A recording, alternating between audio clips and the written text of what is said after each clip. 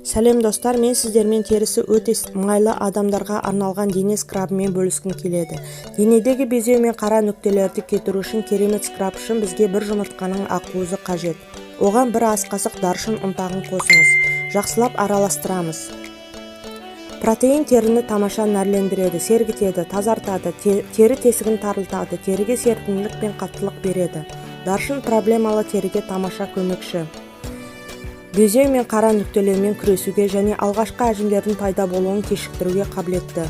Ылғал теріге осы керемет скрабтың аз мөлшерін жағып, массаж қозғалыстарымен теріге таратыңыз. 2-3 минут жеткілікті. Артынан мол сумен шайыңыз. Соңында бір шай қасық ұсақ тұз қосыңыз. Тұз қан айналымын жақсартады, май шығаруды азайтады, қабынуды құрғатады. Бұл скрабты аптасына 1 рет қолданыңыз және барқыт таза жұмсақ теріден ләззат алыңыз. Бәріңізге сәттілік, сау болыңыздар.